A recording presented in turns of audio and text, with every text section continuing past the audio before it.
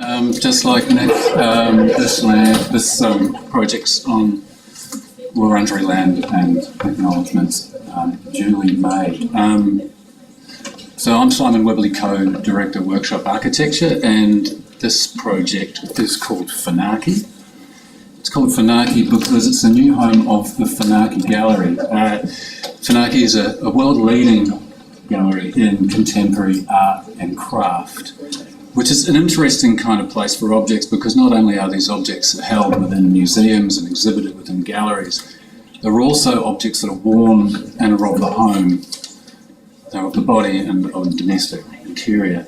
And it's sort of with that idea in mind, the gallery director, who is also my wife, was considering when reopening the gallery after vacating its original premises here in Crossley Street, that it could swap the convenience and the sort of adjacencies, I guess, of a shopfront for something that was potentially more intimate and more atmospheric. And after much discussion, we proposed the idea of relocating it over Collins Place there and into Flinders Lane into a residential apartment, our residential apartment on the third floor of this building, an ex-garment warehouse. And the consideration there was that by moving the gallery up off the street into the rear of this block, it's really hard not to get it to flick through when you do that, and into the everyday of an apartment, it could be an invitation to the clients to spend time with each other, with the works, in what we thought was an entirely intimate and relevant experience. With that comes a couple of design questions. One, and the main one, is really how to deal with the, shall we say, hesitancy, I suppose, of travelling up a series of steps through a lift, along a corridor with the conversations of nearby apartments sort of spilling out. How that hesitancy could be rewarded with an experience that could be surprising enough to be memorable and delightful enough to want to have you linger. And the approach we took was to make it sort of stridently dispersonal, to allow the gallery in by withdrawing the domestic space into the kitchen, for example. You can see there in the foreground a sort of dark, indistinct kind of heavy space, and then around that the more light, luminous areas of the exhibition areas. And I suppose that kind of soft, sudden luminosity on people entering the apartment is what they generally find most striking. This is going to be difficult to do without having it kind of disappear into the next slide, but basically it was a two-bedroom apartment.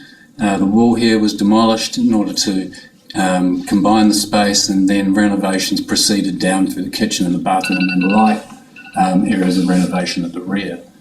The plan is quite simple. The front room here is a space for a client salon and for the stock of the gallery. The dining space is the main changing exhibition space, the kitchen for opening events, the bathroom for clients, and the rear bedroom able for artists to stay during a period where they're exhibiting, and for the architect when they've got an early meeting the next day. And then along the edge, the exhibition furniture that was precisely manufactured out of steel as a way of kind of honouring the delicate and precise nature of the objects that it would support. Here you get a couple of images of that inky kind of darkness of the form-ply kitchen, and then at the edge of the exhibition space, the more kind of anchoring mass, I would say, the leathered granite island bench looking to the exhibition areas below. And that kind of mass versus the lightness and the thinness of the display furniture, in that image on the left-hand side, and the way in which the objects and the display kind of start to become a combined silhouette. This is about attending to smallness. So the display furniture lifts the diminutive objects up into the gaze of the visitor and invites them to pick them up and to try them on. That thinness extends to a layer of lino sitting on top of the dining table to make that an exhibition space, and also to the top surface of the bookcase in the bedroom, which houses the gallery library but is also a display area in and of itself.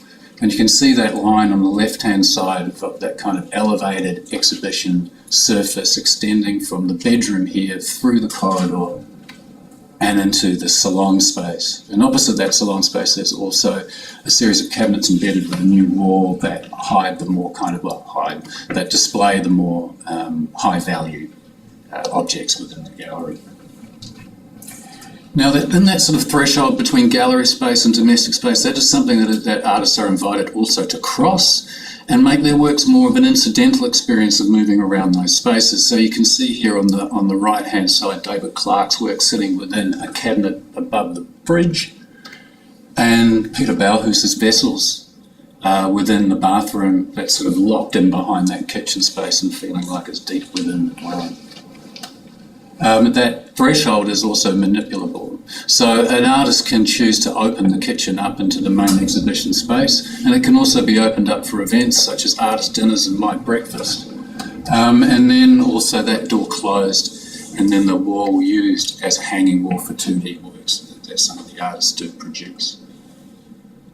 So there's a question here about what does this particular proposal do? What does it provide to the artists that exhibit within it? And what does it also provide to the clients and the people that visit it? And here's two recent examples. On the left-hand side, Jiro Kamata took on the dining setting, covering the table in this black acrylic and using it as the sort of perfect base for his candelabra. And then on the right-hand side, a more playful kind of intervention by Jack Hadley and Carl Fritsch, where they stamped the bedclothes in the sort of logo they'd developed as part of their shared exhibition.